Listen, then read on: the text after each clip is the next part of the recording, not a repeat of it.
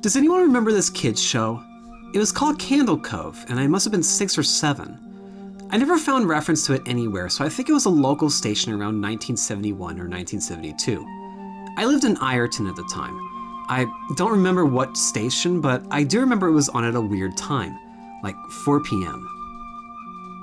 It seems really familiar to me. I grew up outside of Ashland and was 9 years old in 72. Candle Cove. Was it about pirates? I remember a pirate marionette at the mouth of a cave talking to a little girl. Yes! Okay, I'm not crazy. I remember Pirate Percy. I was always kind of scared of him. He looked like he was built from parts of other dolls, really low budget. His head was an old porcelain baby doll, looked like an antique that didn't belong on the body. I don't remember what station this was. I don't think it was WTSF though. Sorry to resurrect this old thread, but I know exactly what you mean, Skyshell. I think Candle Cove ran for only a couple months in 71, not 72. I was 12 and I watched it a few times with my brother. It was Local 58, whatever station that was. My mom would let me switch to it after the news. Let's see what I can remember. It took place in Candle Cove, and it was about a little girl who imagined herself to be friends with pirates. The pirate ship was called the Laughingstock, and Pirate Percy wasn't a very good pirate because he got scared too easily. And there was this calliope music constantly playing. Do you remember the girl's name? Janice or Jade or something? I think it was Janice. Thank you, Jaren. Memories flooded back when you mentioned the Laughingstock in Local 58. I remember the bow of the ship was a wooden smiling face with the lower jaw submerged. It looked like it was swallowing the sea, and it had this awful Ed Wynn voice and laugh. I especially remember how jarring it was when they switched from the wooden plastic model to the foam puppet version of the head that talked. I remember now too. Do you remember this part, Skyshell? You have to go inside. Mike, I got a chill reading that. Yes, I remember. That's what the ship always told Percy when there was a spooky place he had to go in, like a cave or a dark room where the treasure was. And the camera would push in on Laughingstock's face with each pause. You have to go inside! With his 2 eyes askew and that flopping foam jaw and the fishing line that opened and closed it. Ugh, it just looked so awful and cheap. Do you guys remember the villain? He had a face that was just a handlebar mustache above really tall, narrow teeth. I honestly thought that the villain was Pirate Percy. I was about 5 when the show was on. Ugh, nightmare fuel. That wasn't the villain, the puppet with the mustache. That was the villain's sidekick, Horace Horrible. He had a monocle too, but it was on top of the mustache. I used to think that meant he only had 1 eye, but yeah, the villain was another marionette, the Skin Taker. I can't believe what they let us watch back then. Jesus H. Christ, the Skin Taker. What kind of a kid show are we watching? I seriously could not look at the screen when the Skin Taker showed up. He just descended out of nowhere on his strings. Just a dirty skeleton wearing that brown top hat and cape. And his glass eyes were too big for his skull. Ugh, Christ almighty. Wasn't his top hat and cloak all sewn up crazily? Was that supposed to be children's skin? Yeah, I think so. Remember, his mouth didn't open and close. His jaw would just slide back and forth. I remember that little girl said, "Why does your mouth move like that?" And the Skin Taker didn't look at the girl but at the camera and said, "To grind your skin." I'm so relieved that other people remember this terrible show. I used to have this awful memory, a bad dream I had where the opening jingle ended, the show faded in from black, and all the characters were there, but the camera was just cutting to each of their faces, and they were just screaming. And the puppets and marionettes were flailing spastically and just all screaming. The girl was just moaning and crying like she had been through hours of this. I woke up many times from that nightmare. I used to wet the bed when I had it. I don't think that was a dream. I remember that. I remember that was an episode. No, that's not possible. There was no plot or anything. I mean, literally, just standing in place, crying and screaming for the whole show. Maybe I'm just manufacturing the memory because you said that, but I swear to God, I remember seeing what you described. They just screamed. Oh God, yes. The little girl Janice? I remember seeing her shake. And the skin taker screaming through his gnashing teeth. His jaw careened so wildly, I thought it was gonna come off its wire hinges. I turned it off, and it was the last time I watched. I ran to tell my brother, and we didn't have the courage to turn it back on. I visited my mom today at the nursing home. I asked her about when I was little in the early 70s, when I was 8 or 9, and if she remembered a kids show called Candle Cove. She said she was surprised I could remember that, and I asked why. And she said because I used to think it was so strange that you would say, "I'm gonna go watch Candle Cove now, Mom." And then you would tune the TV to static and just watch dead air for 30 minutes. You had a big imagination with your little pirate show.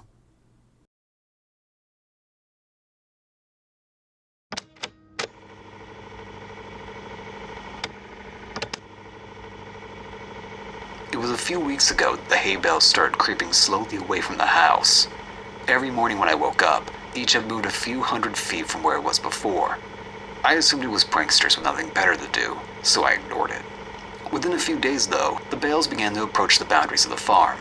I was tired of the whole game by then, and decided to move them back. It took a tedious hour to bring them all to where they were before, and by the time I was done, I was ready to snap the neck of whatever little pissant was deciding to screw with me. The next morning, I found each and every one of my horses messily decapitated. The smell was what woke me up. Each one was slumped over against the side of its stall. There were no signs of the heads. I spent the rest of the day cleaning up the mess and burying the remains. It was only when I was done that I noticed the bales of hay had all returned to their previous positions, scattered far out into the fields. This time, I left them where they were. That night, I sat on my porch with my shotgun in hand and a pot of coffee on the table beside me. I sat for hours, straining my eyes into the fields to try and catch a glimpse of who was moving my hay bales. I was beginning to nod off, but just as my eyes began to close, I heard a clamor and a rustling of trees from the nearby woods. I leaned forward, and my heart began to race with excitement. I was going to catch the little bastard. I fumbled my gun and fidgeted in my seat, waiting anxiously for who it was to get close enough so that I could ambush them. It was only when the thing got close enough to me to make out its silhouette in the dark that I was frozen still. The thing that crept into my fields from the nearby woods didn't seem to notice me sitting there. It stalked, hunched and deliberate. If not for the fact that it must have towered over 10 feet tall even in its crouched position, it might have seemed almost frail. The thinness of its arms and legs and the emancipated, caved-in quality of its chest reminded me of a starving animal. Still, this thing was undeniably strong, and I watched it hoist each bale up into its arms with ease before setting it down carefully a while away, taking only a few strides to cover the distance. I watched it work, moving each bale thoughtfully. Every once in a while it would straighten up to look around at the other bale's positions in the field, before adjusting the one it was working on ever so slightly. Before it left, it looked towards the house. I could feel its eyes sweep over me in the dark, but whether it saw me or not, I couldn't tell. And then it turned silently and crept back the way it came, disappearing into the dark of the woods. It took me an hour before I had the courage to move it all. I went inside after a while, but I couldn't sleep. It was only when the sun rose that I dared step off my porch into the fields. The hay bales were where it left them. Strangely, the thing didn't move them as far as it had the previous days. They were approaching something invisible in the fields, and as I looked at them, I realized that they seemed to be marking some sort of line. Indeed, as I walked around the house, I saw the distinct circle that they formed with me in the center. At first I thought the bales were just being haphazardly moved away from the house, but now I could see that they were instead being moved towards some boundary. The thing was sending me a message. I slept uneasily that night, and only because I was exhausted. The next morning the bales hadn't moved at all. They didn't move at all for the rest of the week, in fact. They were finally where the thing wanted them. I made myself sick trying to interpret them. Why would this thing expend so much energy moving my hay bales and threaten me with such violence should I try to interfere?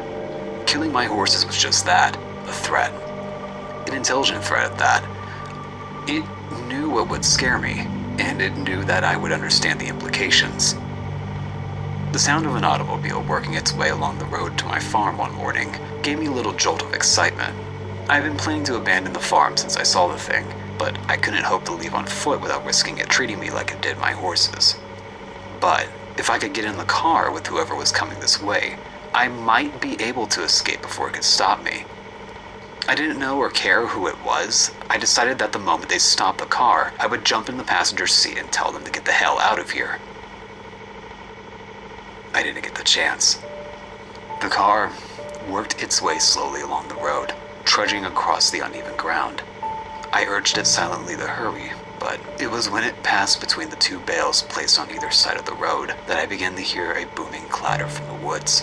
The thing burst suddenly from between the trees, sprinting on all four of its terrible, gangly limbs towards the car.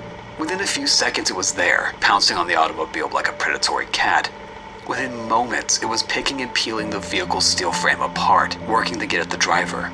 The man, whoever he was, screamed all the while, and I could hear him even over the crunching of metal and the shattering of glass.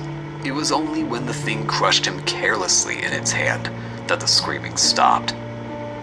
It tossed him away and straightened up to look at me once again. In the sunlight, I could see the inhumanity of it. It was composed entirely of something awful and alive, which was lashed together in a messy semblance of a human form. Whatever it was made of looked so polished and hard that if it weren't for the minute writhing of the stuff, I would think it was made of granite. The thing retreated back into the woods, and I was left to my shock. My eyes wandered to where the car sat, the engine still sputtering between two of the hay bales. And it was in that moment I understood. The message was clear. I am this thing's captive, and I am not allowed visitors. Nothing may cross the borders, it had said. I'm trapped here by the thing that stalks the fields, and it demands nothing except that I never leave. Still, I don't know if I can handle being this thing's canary.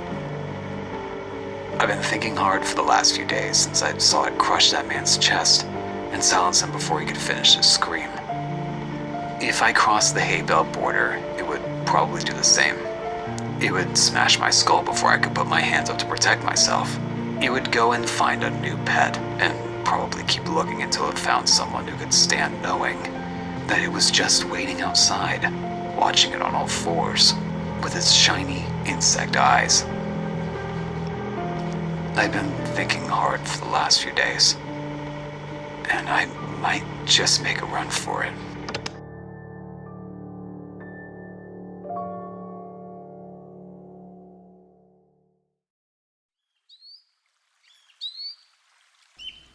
He huffed and puffed under his breath as he stared into God's mouth. Nathan felt like the big bad wolf ready to interrupt the three little innocent pigs as they hurriedly fortified their makeshift homes. He grinned at this thought and then turned his head to look for Margaret. She was a couple of feet down from the hill from the entrance of the cave, holding a walking stick close to her petite breasts. "Hurry up," he called down to her. He turned back to the cave, still grinning. An old rotted sign outside read, "God's Mouth Cave. Keep out." What a tired cliche. Margaret finally made it to the entrance and stood beside him, almost doubled over and out of breath. Nathan looked down and smiled. "Check it out. God's mouth. Wonder where Jesus' anus is." Margaret was less amused. "Give me the damn water bottle," she said, exasperated. The open bottle met her lips, and for a moment he felt peaceful in a way, watching her drink. Or rather, peaceful may not have been the right word. It was more of a feeling that was sort of hard to put his finger on or give a name. But Nathan could settle for content. Content seemed to be one of those words that manifest itself when natural, human words seem to fail. Again, an utter cliche, but it felt good to feel a strange, mixed-up sort of happy for once on this trip. Nathan sighed and turned his flashlight on, pointing it into the cave. God's mouth. He pondered whether the name was appropriate. The pitch black reminded him more of the stereotypical entrance to hell. He turned again to Margaret. "You ready?" She was finally standing straight up, nodding. He clapped a friendly hand to her back, and they walked into God's mouth.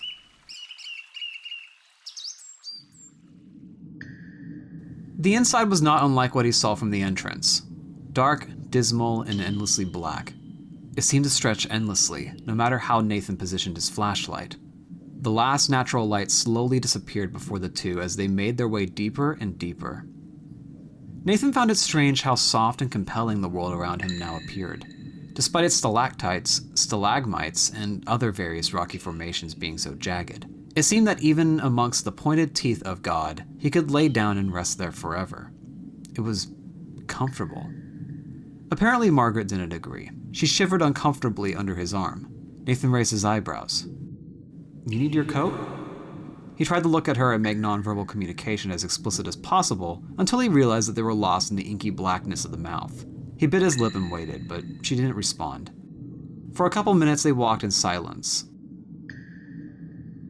She stopped and stood motionless before Nathan followed suit. "Why the hell are we even here?" She sounded irritated. Nathan shrugged, more to appease himself than her, and shoved his flashlight under his face. Bladed shadows obscured half of his face, the other half illuminated in a wretched mask. "Spooky!" he cried, chuckling. She didn't move. "I thought you wanted to go," he said.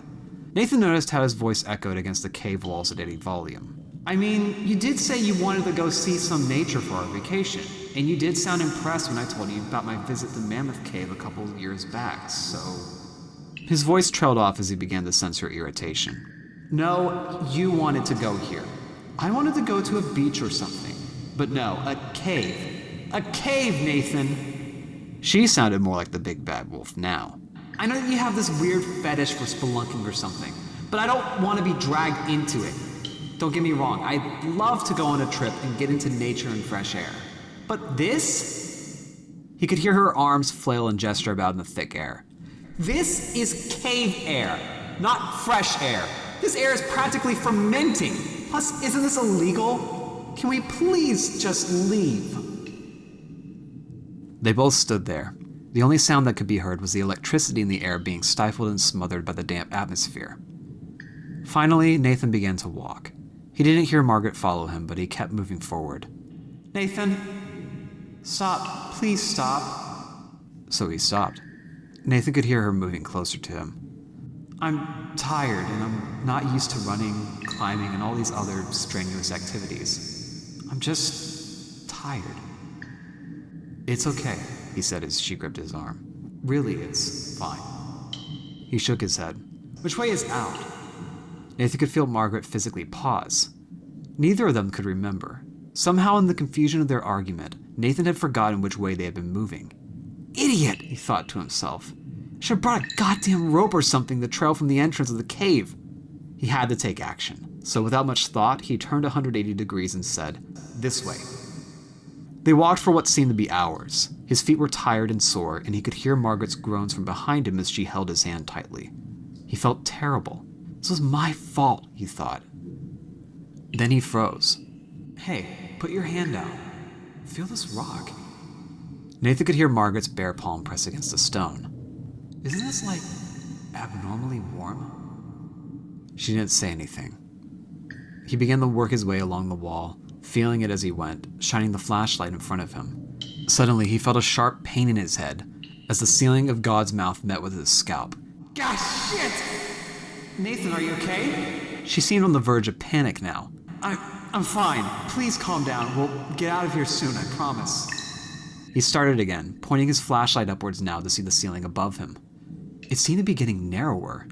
Through clenched teeth, he uttered, "Listen, Margaret, babe, I think we gotta turn around." Again, they walked for a decent length. Nathan kept his flashlight pointed upwards this time. Sure enough, the space in the cave seemed to be getting smaller and smaller. If there was any resonating light left in God's mouth aside from the flashlight, he was sure Margaret would have been able to see the whites of his eyes, spreading in panic. They were completely lost. He let go of Margaret's hand and began to feverishly feel his way along the walls. "No, Nathan!" he heard her shout, but he kept going as his caving instincts kicked into full gear. They had to get out. If they were lost, nobody would be able to find them. Nathan kept feeling along the wall until he abruptly hit a corner. "Fuck," he said aloud. "Margaret, this seems to be another dead end." "Margaret?" He spun around on his heel. Shit. He began to repeat his process again, almost running as he felt the wall run past his fingertips. Cold, damp rocks and jagged spears. Suddenly, he found himself at the corner again. Fuck! Margaret! He was belting her name out now. In the corner of the cave's maw where they had been thwarted so many times already, he heard a noise. It sounded like muffled static from a television. Nathan pressed his ear against the rock. It seemed to be getting even warmer now. To his horror, he heard the faint sounds of Margaret screaming on the other side. No. He began running haphazardly into the walls around him. With dawning realization came a wave of sheer horror. There was no entrance. There was no exit, only those four corners around him. He could feel blood begin to trickle from the cut he managed to get by bashing his head into the ever-shrinking ceiling. They were closing in on him. They were coming in for the kill, and soon they would ground him into a crimson paste. He sat there for hours, waiting for death, his flashlight dim and blinking. Finally, he felt the soft touch of the rocky walls press against his back. Nathan began to cry as he lay down on the ground. His flashlight fell and began to roll in the small hills of the stone. As he quietly stayed prone, tears dripping down his face, Nathan turned and looked at the flashlight. Its last fading beams of light pointed at something not far away from his face. Weakly, he squinted in the dark. His eyes widened, and the tears began to fall even harder from his face. The rocks were piercing his skin now, and blood dripped from all sides. There, in the last light of his flashlight, was the appetizer. The spotlight shone on a hand whose nails were painted red. And he screamed in agony as he watched God's mouth chew its latest meal.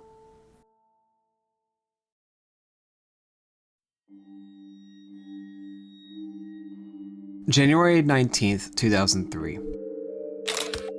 Indian officials ventured into a deep jungle, investigating several missing persons reports from a nearby city. What they found was a Tower of Silence, or Dogma. Zoroastrians use these sites to dispose of bodies in the open air. While sites like these are not uncommon in certain parts of India, several peculiarities hit at something more unusual. None of the bodies depicted in the photograph were identified. Villagers from nearby, though initially surprised at the sheer number of corpses in the Dogma, proved unable to recognize the bodies. The corpses also do not match the descriptions of the missing people. There were no animals around except for maggots and flies. Zoroastrians rely on birds, i.e. buzzards, to dispose of the bodies in the belief that they are contributing back to the earth, but officials found that the corpses were relatively untouched by any sort of animal. There is no official count of the bodies. In fact, little work was actually accomplished at the site, and perhaps this is why only one photograph had emerged. Officials avoided the spot, not only because they felt uneasy looking at it, but for the following as well. The deep pit in the center of the photograph was filled with several feet of festering blood, far more than the bodies on the outside could ever supply. The stench was so unbearable that many of the officials began to get nauseous when they first approached the Dogma. The expedition was ended when a villager accidentally kicked a small bone into the pit, penetrating the coagulated surface of the pool. A massive burst of gas from the decomposing blood erupted from the pit, splashing those looking into it, along with the photographer. Those caught in the explosion were immediately sent to the hospital, where they were quarantined for possible infection. They became delirious with fever, shouting about being tainted with the blood of Ahriman, the personification of evil in Zoroastrianism, despite never having any familiarity with the religion. In fact, many of them had no idea what the Dogma was when they had found it. Delirium turned into insanity as many began to attack hospital staff until they were sedated. The fever eventually killed all of them. When officials returned with hazmat gear the following day, the site was empty. All the bodies had been removed, and astonishingly, the pool of blood in the pit had been drained. All that remained of the incident was this photograph.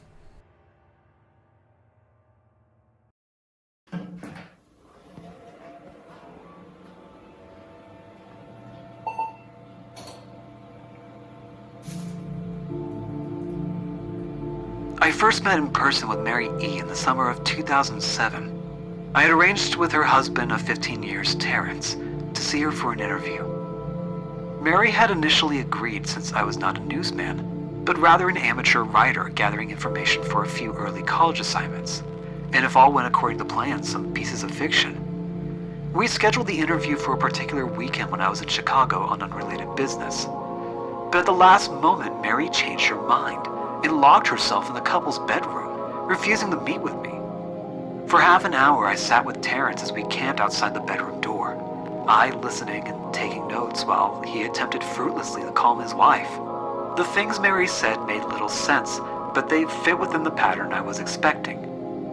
Though I couldn't see her, I could tell from her voice that she was crying, and more often than not, her objections to speaking with me centered around an incoherent diatribe on her dreams, her nightmares. Terrence apologized profusely when we ceased the exercise, and I did my best to take it in stride. Recall that I wasn't a reporter in search of a story, but merely a curious young man in search of information. Besides, I thought at the time I could perhaps find another, similar case if I put my mind and resources to it.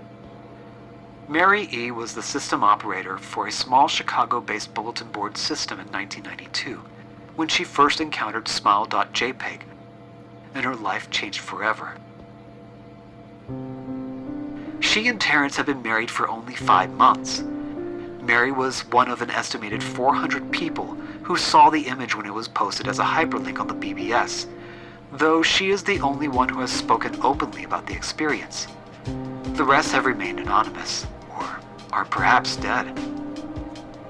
In 2005, when I was only in 10th grade, Smile.JPG was first brought to my attention by my burgeoning interest in web-based phenomena. Mary was the most often cited victim of what was sometimes referred to as Smile.dog, the being Smile.JPG is reputed to display. What caught my interest, other than the obvious macabre elements of the cyber legend and my proclivity towards such things, was the sheer lack of information, usually to the point that people don't believe it exists other than as a rumor or a hoax. It is unique because, though the entire phenomenon centers on a picture file, that file is nowhere to be found on the internet. Certainly many photo-manipulated simulacra litter the web, showing up with the most frequency on sites such as the image board 4chan, particularly the X-Focus paranormal subboard. It is suspected that these are fakes because they do not have the effect that the true Smile.JPG is believed to have, namely sudden onset temporal lobe epilepsy and acute anxiety. This purported reaction in the viewer is one of the reasons the fandom-like Smile.JPG is regarded with such disdain, since it is patently absurd. Though, depending on whom you ask, the reluctance to acknowledge Smile.JPG's existence might just be as much out of fear as it is out of disbelief.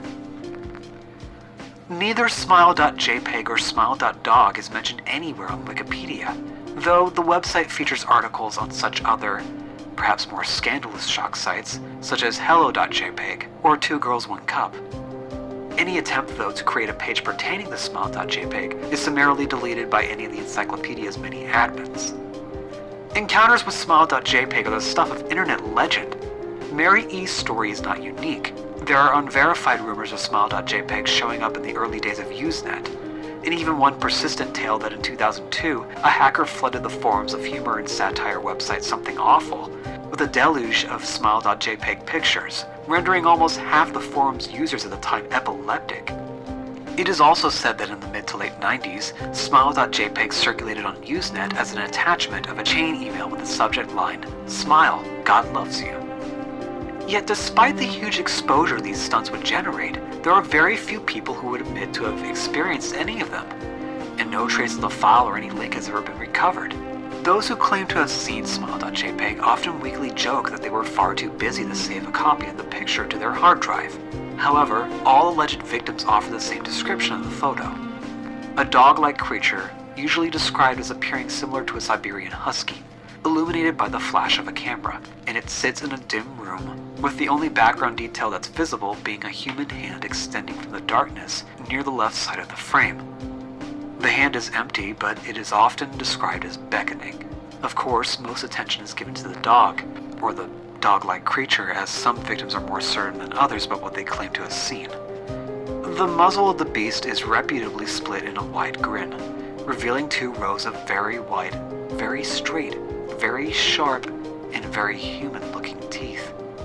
This is of course not a description given immediately after viewing the picture, but rather a recollection of the victims who claim to have seen the picture endlessly repeated in their mind's eye during the time that they are in reality having epileptic fits. These fits are reported to continue indeterminately, often while the victims are asleep, and they often resulted in very vivid and disturbing nightmares. Reportedly, this can be treated with medication. Mary E., I assume, was not on effective medication. That was why, after my visit to her apartment in 2007, I sent out feelers to several folklore and urban legend-oriented news groups, websites, and mailing lists, hoping to find the name of a more mentally sound victim of Smile.JPG, who felt more interested in talking about his experiences. For a time, nothing happened, and at length I forgot completely about my pursuits, since I had begun my freshman year of college and was quite busy. But surprisingly, Mary contacted me via email near the beginning of March 2008.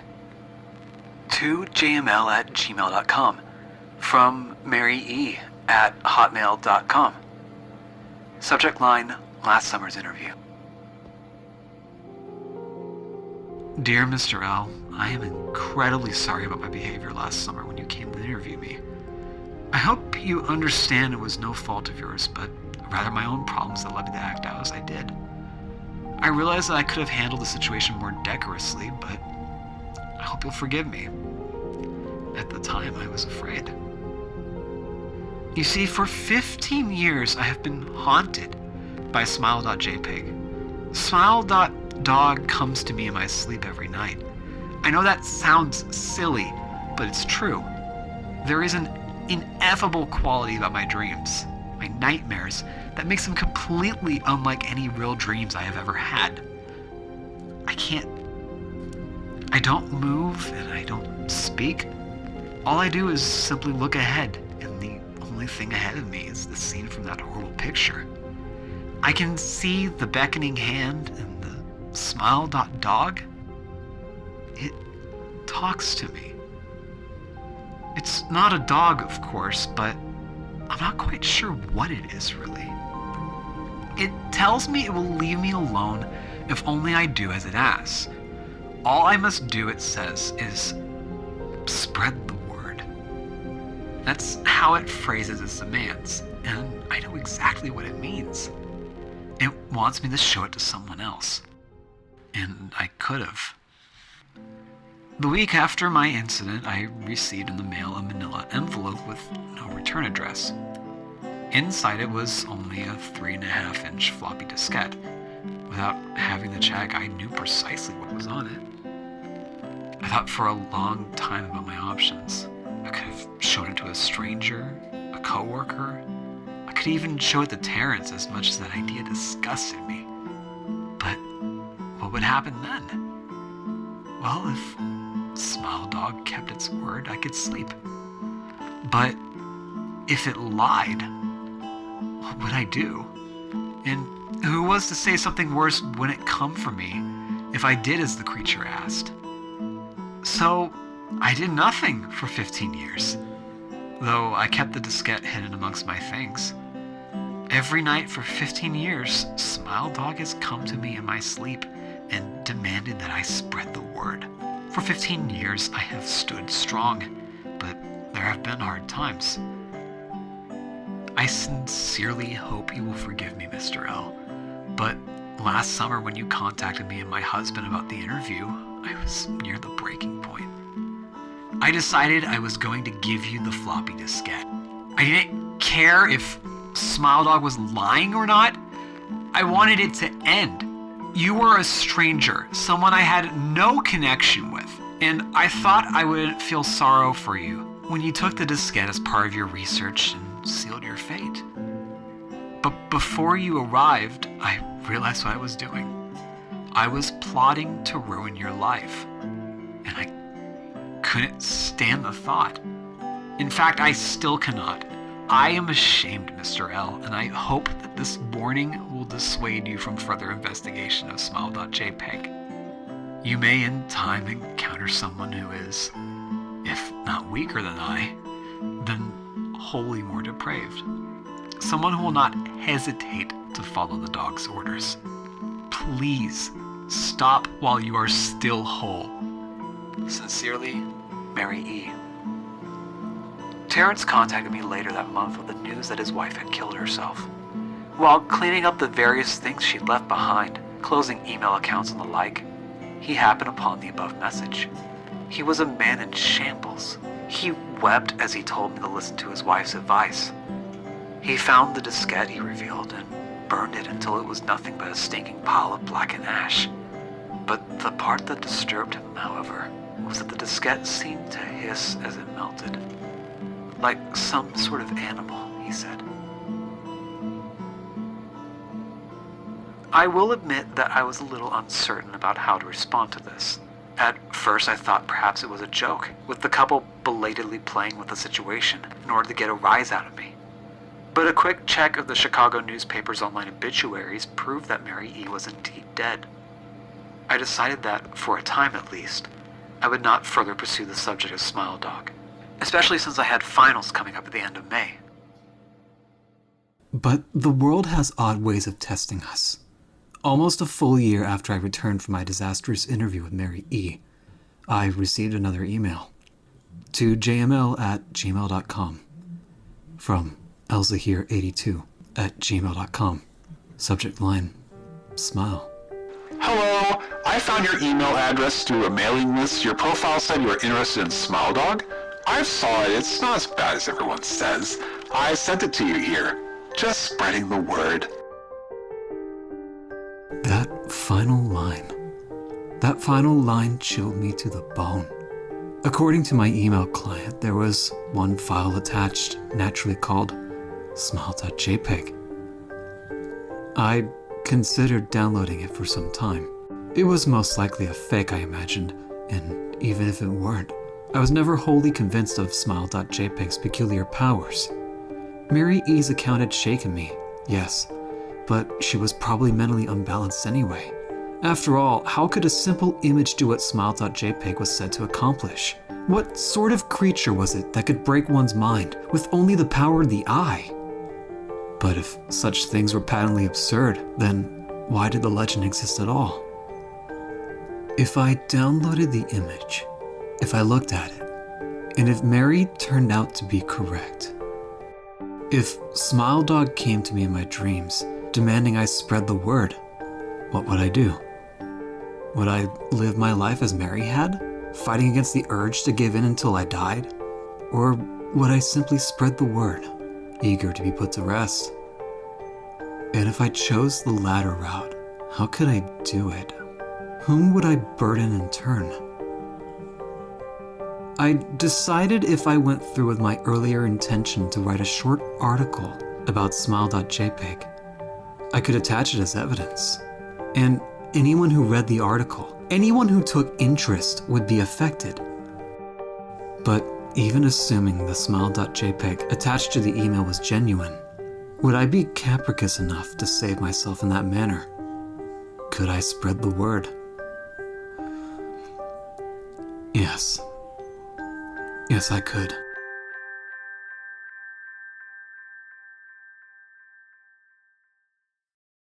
Have y'all ever heard of the board game Nightmare? The game Nightmare, the game hosted by a video. It's the first entry in the Atmosphere series, which was a line of horror-themed board games. Like a lot of games in the 90s, it came with a VHS that you timed with your play, and the character on the video would give you instructions on what to do while you played the game in real time.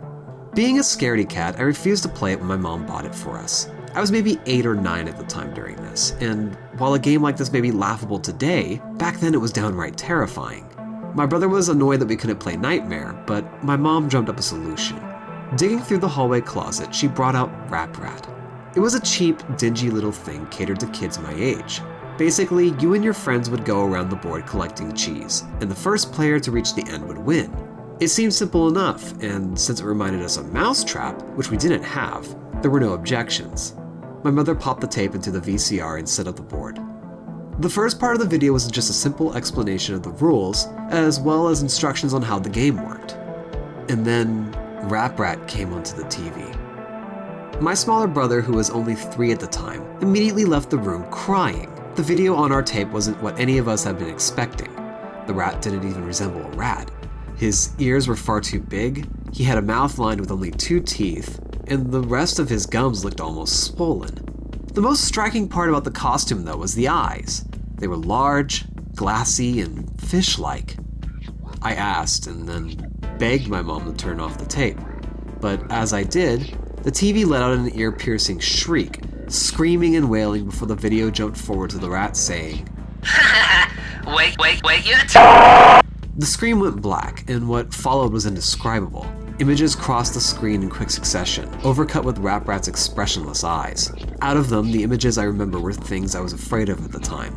There was a person looking over a balcony, a hornet slowly stinging a woman's eye, an extreme close-up of a tarantula's mandibles, a pit full of writhing cobras, and the end of a bloodied syringe filled with green fluid. As I looked on in horror, we began to hear the faintest of scratching coming from outside our window before the power went out.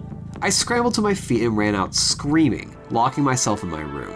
I remember that it took my mom probably a good 20 minutes to convince me that the tape was gone and that I wouldn't ever see it again. We assumed that the tape had probably been taped over or tampered with in some form, and ever since then my memory of the game drifted into the back of my mind. That was until 2 weeks ago. While my girlfriend and I were preparing to move in together, I started clearing out my closet before spotting a dusty old box on the top shelf. It was Rap Rat, with the same VHS and board game inside. The whole thing was almost perfectly intact, save for a thick layer of cobwebs and dust bunnies. My mind was reeling. Did my mother say she got rid of it? What was the game doing in my room? I recoiled and let out a light gasp when I found it before my girlfriend came in and asked what was wrong. Breathing harshly, I said, "Rap Rat." She laughed a bit and asked if I was joking, but I shook my head, explaining that I wasn't. She didn't believe me.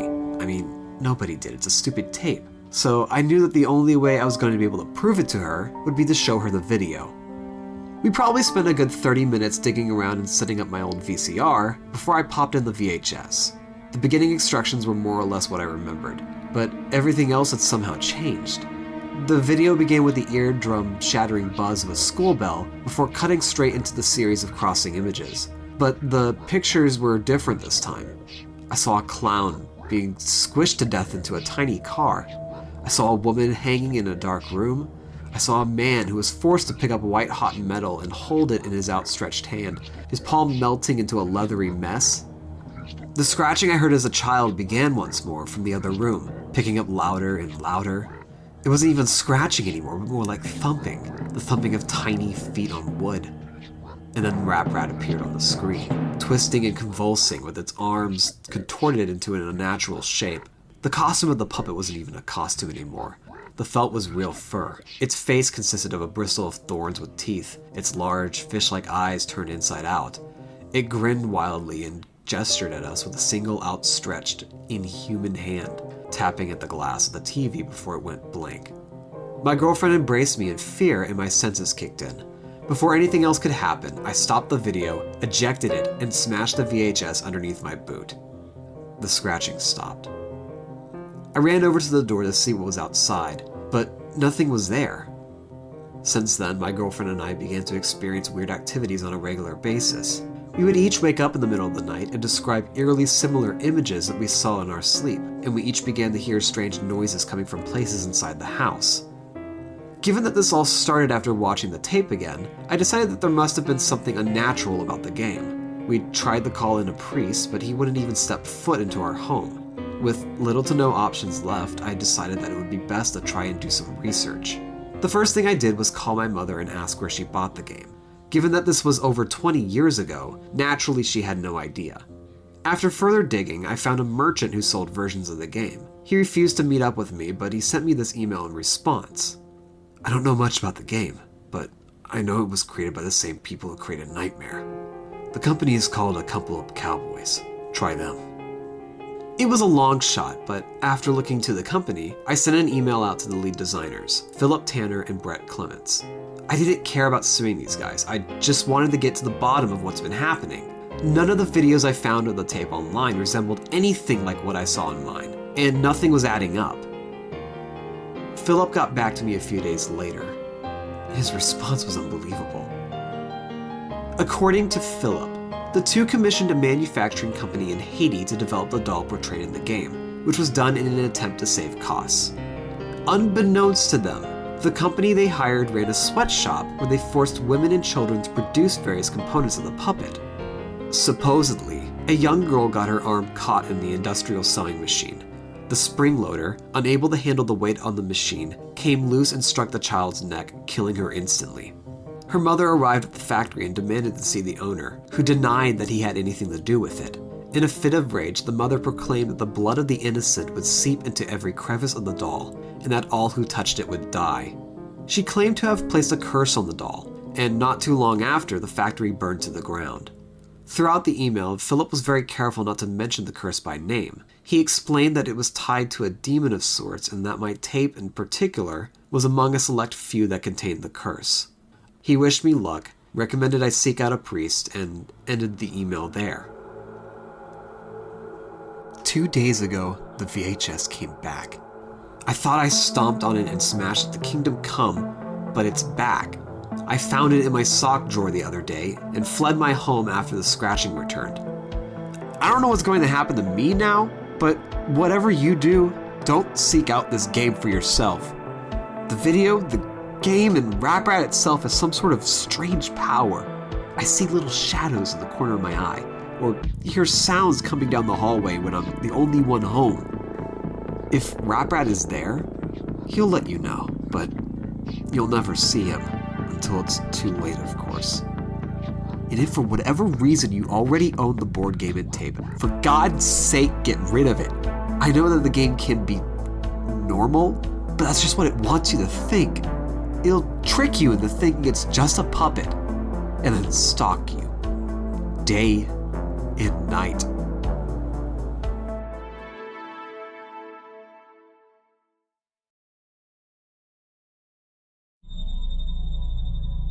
I work at a gas station in rural Pennsylvania.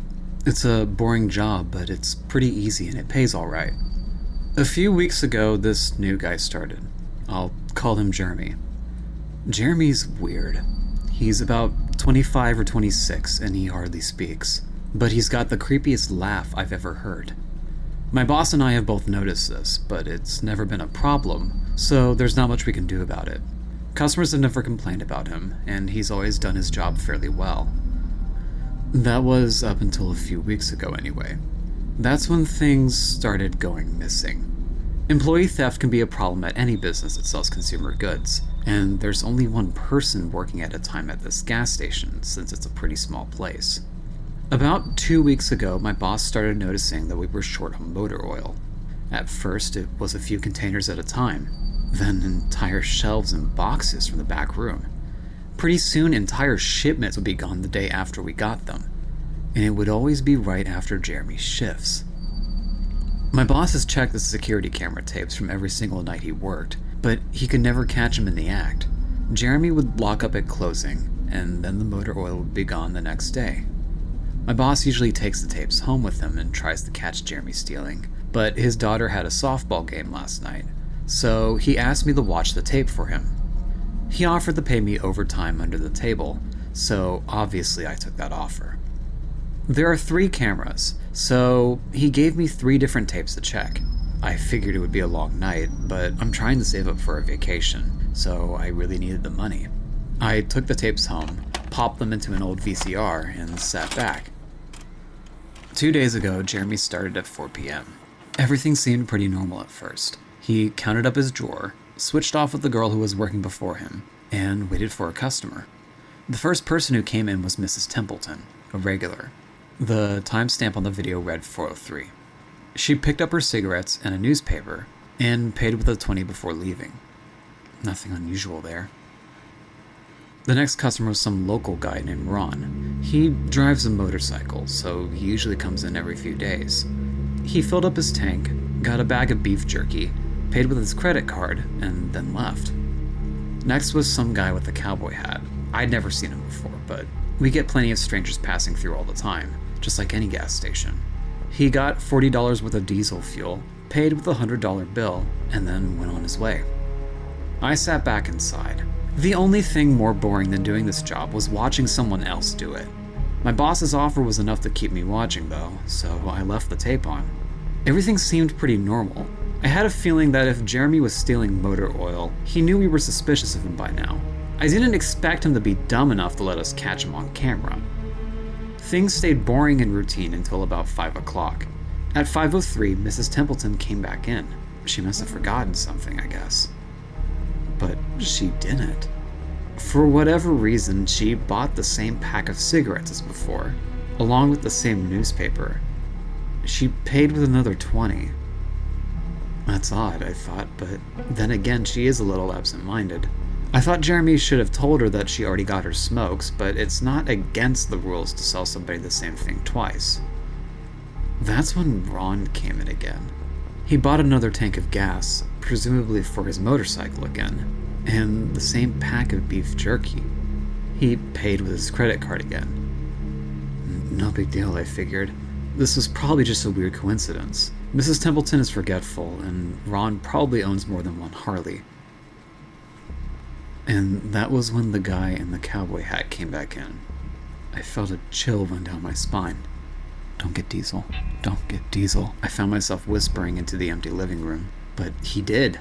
He got $40 worth of Diesel again, and paid with another $100 bill. Every move he made was identical to his first visit, right down to the way he scratched his nose before he walked out. Either this guy was rich, owned a lot of trucks, and just moved into town, or something really bizarre was happening. I kept watching. Every customer for the next hour was the same as before. Every single one. I was seriously freaked out, and then at 6:03, Mrs. Templeton walked back in. She bought her cigarettes and newspaper and paid with another 20. I thought I was going to lose it. I only watched another half hour before I started fast-forwarding through the rest. It was all the same. Every customer would come in at exactly the same time, exactly 1 hour apart. Now, I know what you're thinking. That sneaky motherfucker Jeremy messed with the tapes. He had run a loop of his first hour of business over and over. But that wasn't the case. There are windows around the cash register area that the camera covers, and I watched the sunlight fade as time ran on. Jeremy's routine didn't just loop over. He swept, mopped, restocked, did all his duties exactly how you would expect, as though nothing were wrong. But the same customers kept coming in. I was panicking at this point. Something was seriously wrong with what I was seeing, and I had no explanation for it. I skipped ahead to when he locked up and walked out to his car. He hadn't stolen anything, but I kept watching, just to make sure. I fast-forwarded one last time to about midnight. At exactly 12:03, out of nowhere, Jeremy's face pops up on the camera. I don't mean he moved his head into view. I mean that 1 second the store was empty, and then the next his face was all I could see. He wasn't looking at the camera, he was looking at me. I was sure of it. I screamed and fumbled for the remote, but by the time I grabbed it, he was gone. Just as soon as he left. One frame he was there, and the next he wasn't. My hands were shaking like crazy, but I popped in another tape. The other indoor camera shows the back area, by the cash register. I figured I'd be able to see how he got up to put his face in the camera like that. I skipped ahead to about 12:03, but nothing was there. I would have been able to see him standing on a chair or something on this tape, but he wasn't there. I didn't see him enter the store at all after he left. It was like he wasn't really there. He doesn't know the security code, and no alarms were triggered that night after he locked up. But what I did see, however, was that at 12:03, the motor oil vanished off the shelf. All of it. Same as Jeremy's face. 1 second it was there and the next it wasn't. I turned that tape off and went to bed, but I didn't get a wink of sleep. My body is exhausted right now, but my mind is racing. That tape was undoubtedly the creepiest, most disturbing shit I have seen in my life. I work in a few hours. My boss asked me to bring the tapes back in and let him know what I found. But really, what the hell am I going to say? Jeremy works the night shift tonight, directly after me. And the plan is for my boss to come in just before I leave and confront him with me, since I'm supposed to be the one who caught him stealing. I have no idea what I'm going to do. I suppose I'll have to show my boss the tapes, but I don't want to watch them with him. I never want to see something like that again. I can't get the image of Jeremy just smiling directly into the camera out of my mind. It was the creepiest look I have ever seen on another human being's face. Anyway, suppose I'm gonna try to get some last minute sleep again before I have to go in and deal with this. I'll let you guys know what happens. Updating from my phone, apologies in advance for any errors. My boss just finished watching the last of the tapes. I told him what to expect, but you really can't prepare someone for something like that. He's scared shitless. And Jeremy is due to come in at 4. We've got a little over an hour to get our shit together, but neither of us knows what to say to him. Is he just a fucked up guy who likes to steal motor oil and scare the shit out of people? Or is he something else? I don't know if this sounds crazy, but does anyone else think he could have anything to do with the time loop? My boss said he never noticed anything like that in the other tapes, but the way he popped in this one made me think he knew I would be watching. It's like he wanted me to see what he could do, like he was showing off or something. The way he smiled into the camera was like a little kid showing you a sandcastle he had just built or something. I don't know, I probably sound crazy. I sure feel the part. I'm gonna talk to my boss some more. We have to calm ourselves down and figure out how to handle this. I'll update again tonight, but I have a really bad feeling about how this is going to play out. No sign of Jeremy.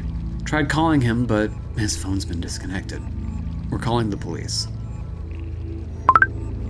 No sign of Jeremy. Tried calling him, but his phone's been disconnected. We're calling the police. No sign of Jeremy. Tried calling him, but his phone's been disconnected. We're calling the police. No sign of Jeremy. Tried calling him, but his phone's been disconnected. We're calling the police. No sign of Jeremy. Tried calling him, but his phone's been disconnected. We're calling the police. Holy shit, holy shit, holy shit, holy... I just got home and saw my previous updates, and things make less sense now than ever. Here's what I can tell you. I went to work, Jeremy never showed up, and my boss and I decided to call the police, as you're all well aware. But when I picked up the phone to call, though, the sun went out. I shit you not, that is what I thought happened. Apparently, I blacked out for exactly 5 hours, because when I looked at the clock, it was 9:33. I think I got stuck in Jeremy's time loop, and then maybe snapped out of it at the point I blacked out? I don't know if that makes sense, but that's not even the weirdest thing. My boss was still there, but he wasn't moving. He was still standing up, but he was frozen. I turned to look at the clock again, and it wasn't moving. The second hand was stuck on the 12. It was 9:33 exactly.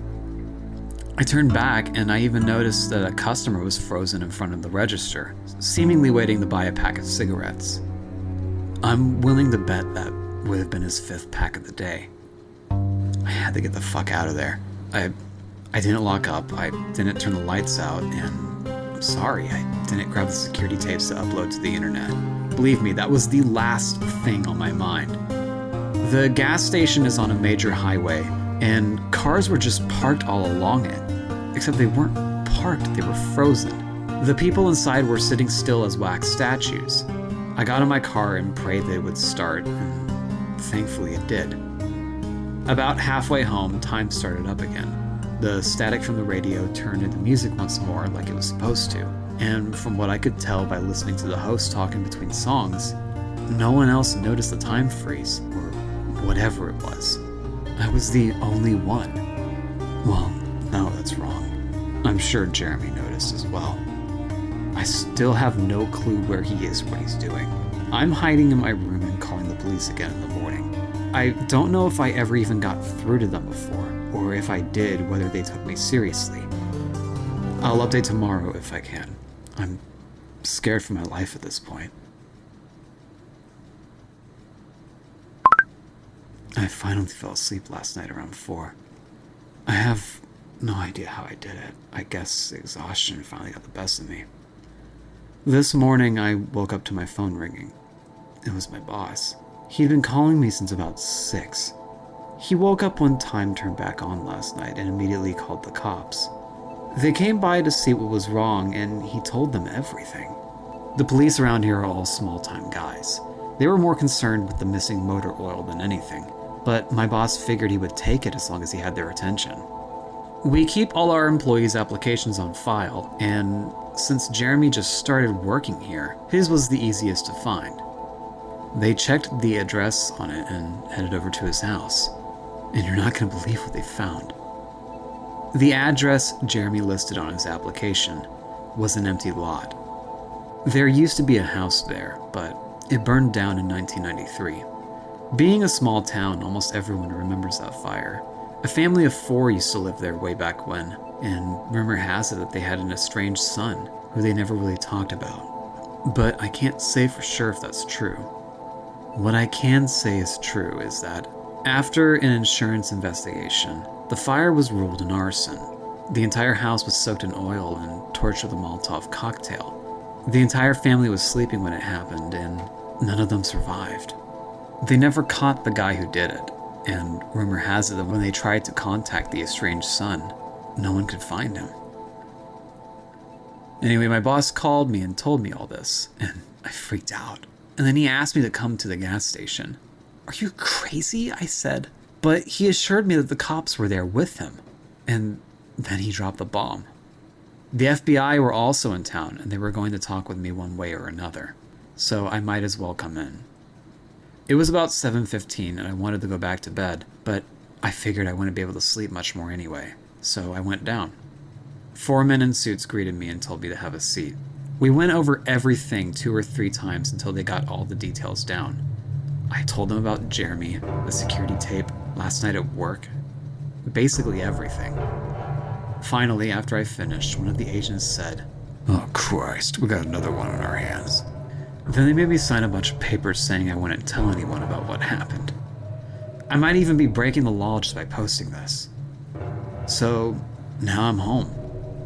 I'm not sure what I'm gonna do with myself. That agent's words when I told him the story are gonna haunt me for the rest of my life. Anyway, I gotta go. I have some errands to run the day, and then I have to go into work to pick up some tapes. About 2 weeks ago, my boss started noticing that we were short on motor oil. At first, it was a few containers at a time, then entire shelves and boxes from the back room. Pretty soon, entire shipments would be gone the day after we got them, and it would always be right after Jeremy's shifts. My boss usually takes the tapes home with him and tries to catch Jeremy stealing, but his daughter had a softball game last night, so he asked me to watch the tape for him. He offered to pay me overtime under the table, so I took that offer, obviously. And I'm trying to save up for a vacation, so I really needed the money. It should be pretty simple. There are 3 cameras, so he gave me 3 different tapes to check. I figure I'll just watch the tapes, catch him in the act, and that'll be that. Some people might recall some momentary buzz caused in 2009 by a particularly odd Morrowind mod. The file name was jvk1166c.esp. It was never posted on any of the larger Elder Scrolls communities, only smaller boards and role-playing groups. I know in a few cases, rather than being posted, it was sent via PM or email to a chosen few. It was only up for a few days, to the best of my knowledge. It caused a buzz because it was a virus, or it seemed to be a virus. If you tried to load the game with the mod active, it would hang at the initial load screen for a full hour, and then crash to the desktop. If you let it get that far, your installed Morrowind, along with any save files you had, would become completely corrupted. Nobody could figure out what the mod was trying to do, since it couldn't be opened in the construction set. Eventually, warnings were distributed not to use it if you found it, and things died down from there. But a year later, in a mod board I used to frequent, someone popped up with the mod again. He said he was PM'd by a lurker who deleted his account immediately after sending. He also said that the person advised him to try playing the mod through DOSBox. For whatever reason this worked. The game was a bit laggy and you couldn't get into options, load game, the console, or really anything else other than the game itself. The quick save and quick load hot buttons worked, but that was it. And for whatever reason, the quick save file seemed to just be part of the game file, so there wasn't really a way to access it externally. Some speculated that the changed game used an older graphics renderer, making DOSBox necessary, but it didn't look any different. This part I can speak about from personal experience. When you start a new game in JVK, as the board came to call it, once you leave the starting bit in the census office and come into the game proper and say Nin, the first thing you notice is that the Prophecy has been severed box pops up.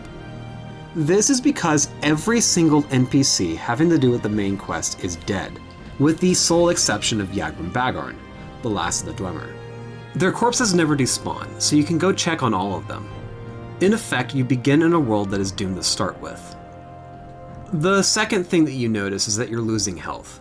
It's only a bit, but it keeps happening, a little bit at a time. The longer you stay in one place, the quicker it seems to occur, and if you let this health loss kill you, you'll find the cause. His texture is all black, like as if he were a hole in space. You would usually only see him after death, crawling around all over your body just before the reload box popped up.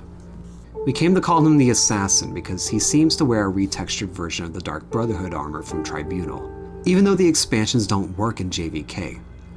The way he moved gave me quite a start the first time I spotted him, scuttling around my dead body. He crawls inhumanly on his hands and feet, his arms and legs splayed out like a spider. Occasionally, you could catch a glimpse of him darting around a corner or crawling on a wall or ceiling. Other than that, the only noticeable difference is that at night, at random intervals, every NPC in the game will go outside for a few minutes. During this time, the only thing that they will say when hailed is "watch the sky."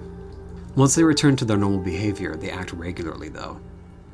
After a while, a player on the board discovered a new NPC named Tierras, a male Dunmer in the Temple of Ghostgate. There's two things that are notable about this NPC. The first is his robe, which is a unique article of clothing that was lovingly rendered with twinkling stars all across it, looking like a torn-off chunk of the night sky. The second is that all of his dialogue, in addition to showing up in the dialogue box, is voiced.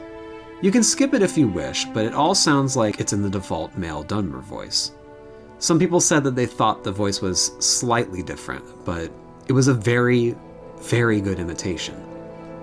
I won't go much into detail, but the questline he sends you on has to do with the dungeon referred to simply as the Citadel.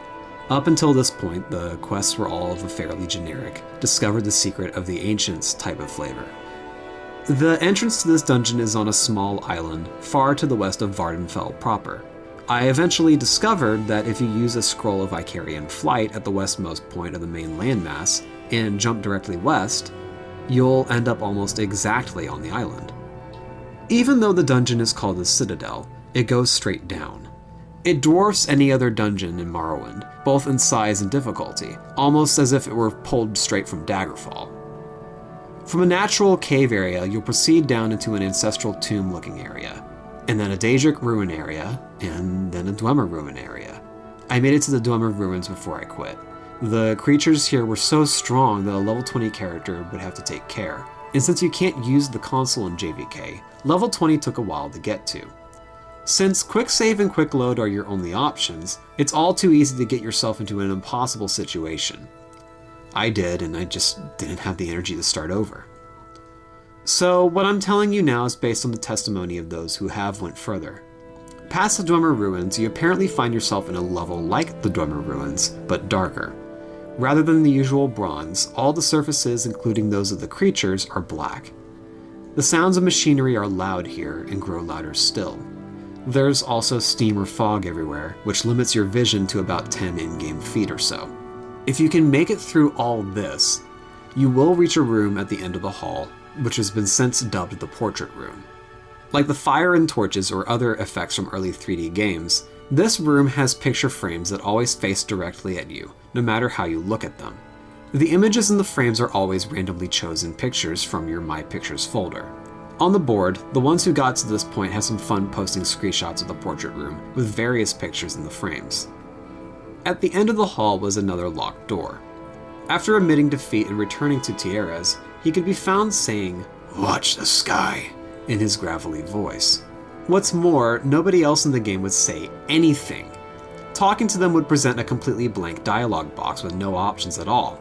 They wouldn't even rattle off the usual canned audible greetings. The only exception was at night. Whenever they would go out for a few minutes, they would repeat it. Watch the sky. At this point, one of the players, a friend of mine on the board, noticed that the night sky was no longer the usual night sky of Tamriel. It had changed to a depiction of the real night sky, and it moved. From this point on, everything is based on what this one person reported. Eventually, he got himself kicked from the board, but I kept in contact with him for as long as he responded. According to him, based on the constellations and planets, the sky started around February 2005. If you died, reloaded, or went back to the Citadel, it would start over. When the usual day graphics took over, the movement would be suspended until the stars appeared again. In the space of a single night, everything would move about 2 months worth. Since the time scale of JVK was more or less that of the standard game, that meant that a bit less than an hour was equal to a 24-hour period. He became convinced that the door would open based on some kind of celestial event. Of course, waiting for that meant leaving the game running, and of course, that meant that the game couldn't be left unattended, thanks to our old friend the assassin. My friend decided he would hang out for a whole day, just to see if anything happened. That would be about a year's worth of movement. Here's the post he made at the end of this experiment. I loaded in St. Anine where it all starts. It wasn't too bad, just had to check in now and then to move around and heal to make sure I wasn't dying. But check this out. 24 hours exactly in, and the assassin learns a new trick. He screams. I was reading, and then all of a sudden, this crazy loud shriek just about makes me crap myself. It was like something out of a horror movie. I looked up, and there he was, just crouched down right in front of me. Of course, the second I moved my character, he ran off. When I went back down to the portrait room, the door was still locked. Damn it, damn it, damn it. A bit later, he came to the decision that he needed to wait 3 days. 3 years. His reasoning was that the PM advising us to try DOSBox showed up in February of 2008, so he decided that that was the point he needed to reach. After the first shriek, the assassin stops hitting you out of nowhere. Now he'll shriek, and if you don't move for a few seconds after that, he hits you. I think whoever made the mod was trying to help. At night, I had my headphones on and I was just kind of dozing off before the assassin woke me up with a shriek. So I jiggled the mouse and I was good. That post was 2 days in from his laptop. Once it was over, fuck, so fucking done. So I wait the 3 days, right? And after that, the fucking assassin made me jiggle the mouse, and then he shrieked again. So I looked, and everyone in the town is outside. They're all saying watch the sky, but I don't see anything. And then the game starts to get dark, like really dark. I turn the brightness all the way up on my monitor, and I can still barely see anything. There's these other people in the game though, little figures running around in the distance, just going back and forth. But whenever I try to get close, they run off. Now, when this all was going on, I was trying to get some sleep, so the lights were off. I didn't want to get up and turn on my light because I didn't want to miss anything, but nothing fucking happened. Eventually, I go to the Citadel. It's still dark and I had to swim, but the whole time I could see all these guys swimming around me, just barely there. I made it to the Citadel and it's normal light inside, so I get worried.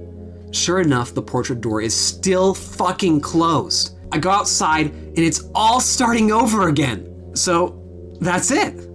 That's it. I'm fucking going to bed and I'm fucking done. The end. After that, 2 things happened. First, someone else who got to the portrait room claimed that the assassin was showing up in his regular Morrowind game. He himself chalked it up to an overactive imagination at first, but he reported a couple of really big scares with the black figure crawling right at him, or seeing it waiting just around a corner before scuttling off. Others who reached the portrait room started regular games of Morrowind as well, but none of them ever really saw him for sure.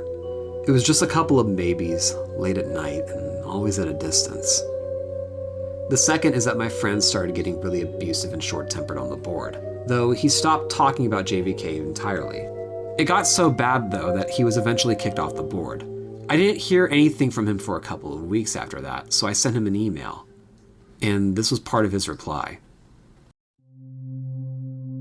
I know I shouldn't have, but With classes out, I had some free time, so I started JVK up again. It's almost 2011, and I think I had the sleep madness.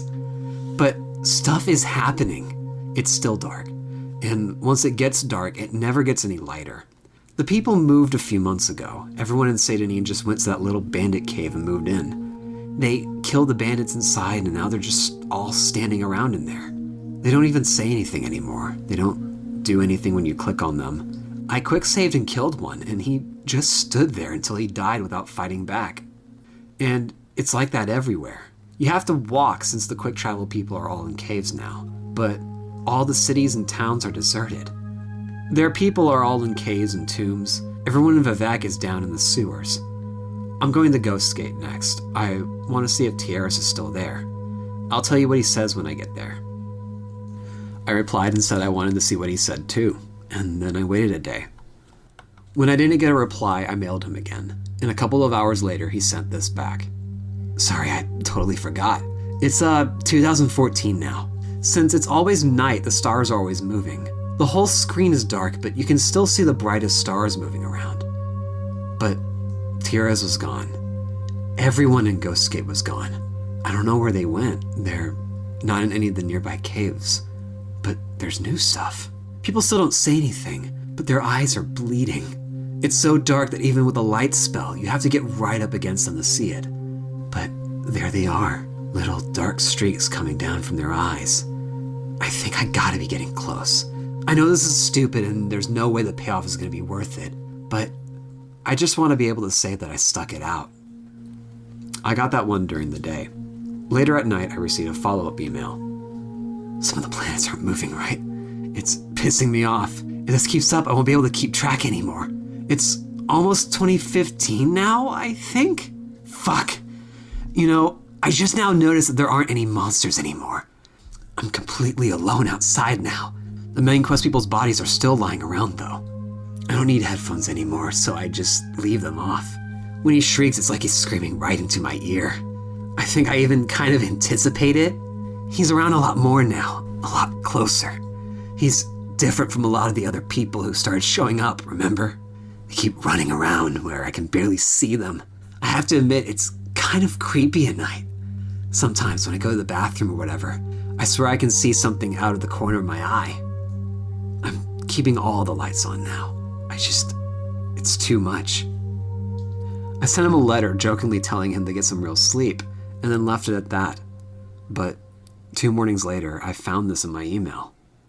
It was the last thing I ever got from him, and it's only left me with more questions than answers.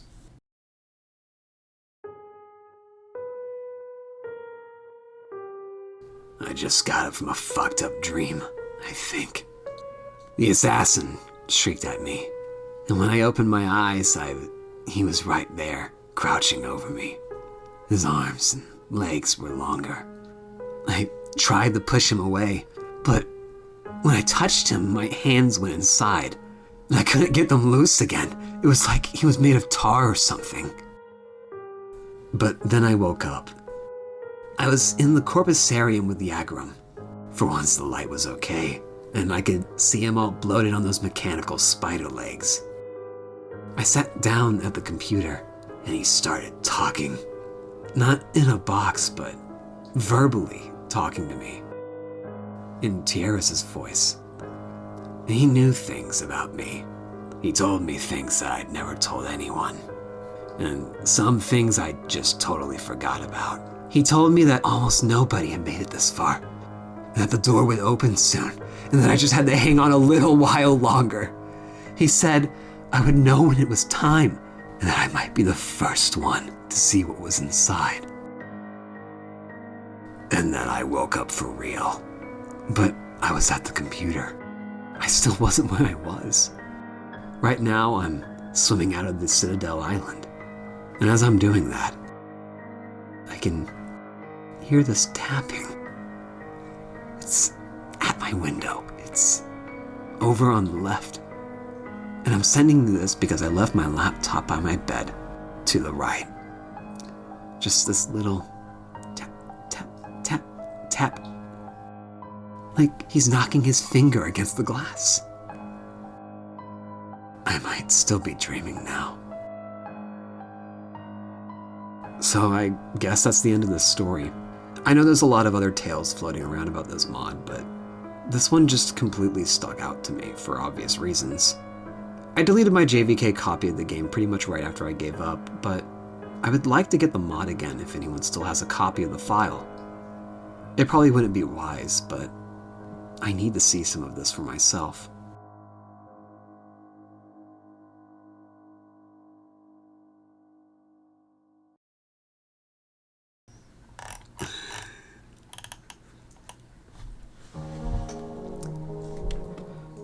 Hello, my name is Mitch. I'm here to tell you guys about an experience I had. I don't know if it was paranormal or whatever stupid words you want to use to describe supernatural phenomena, but after that thing visited me, I believe in that paranormal trash now. A week after I moved in with my brother, Edwin, after my house was foreclosed, I finished unpacking. Edwin liked the idea of me moving in, since we had not seen each other for 10 years. So I was excited too. What's up, guys? I soon fell asleep after I moved in. After that first week, I heard rustling noises coming from outside at about 1 in the morning. Hello? Hello? I thought it was a raccoon, so I ignored it and tried to fall asleep. Bruh. The next morning, I told Edwin about it and he agreed. Legalize nuclear bombs. The next night, however, I thought I heard my window opening and a loud thump, as if something entered my room. I darted up and looked around my room, but I saw nothing. Bruh. The next morning, Edwin dropped his coffee cup when he saw me. He held up a nearby mirror and I saw myself. My life be like, oh my God. I had a large gash in my left cheek. After I was rushed to the hospital, my doctor told me that I must have been sleepwalking. Bruh. But then he showed me something that made my blood turn cold. He lifted up my shirt to reveal a sewn-up incision where my kidneys were. I stared into his eyes, mine widening. You somehow lost your left kidney last night, my doctor told me. We don't know how, though. Sorry, Mitch. What the fuck? The next night was my breaking point. Around midnight, I woke up to see a truly horrifying sight. I was staring face to face with a creature with a black hoodie and dark blue mask, with no nose or mouth staring down at me. The thing that scared me the most was that it had no eyes, just empty black sockets. The creature also had some black substance dripping from its sockets. I grabbed a camera from the nearby mantle and took a picture. Immediately after taking the shot, the creature lunged at me and tried to claw open my chest to get at my lungs. I stopped it by kicking it in the face. As I ran out of the room, I grabbed my wallet. I would need the money. I ran out of my brother's house into the night. I eventually ended up in the woods near Edwin's house and tripped on a rock. I fell unconscious and woke up in the hospital. My doctor, the same one who treated me before, entered the room. Hello? I have good news and bad news, Mitch, my doctor said. The good news is that you had minor injuries, and your parents are going to pick you up. I sighed with the relief. The bad news is that your brother has been killed by some thing. Sorry. What the fuck? My parents took me back to Edwin's house to collect my remaining belongings, which I did. What the Sigma? Upon entering my room, I was scared but remained calm. I grabbed my camera and then stopped dead in my tracks. In the hallway leading to my room, I saw Edwin's body and something small lying next to it. You can't keep getting away with it! I retrieved it up and entered my parents' car, not mentioning Edwin's corpse. I looked at the thing I had picked up and nearly vomited. I was holding my stolen, half-eaten kidney with some black substance on it. 500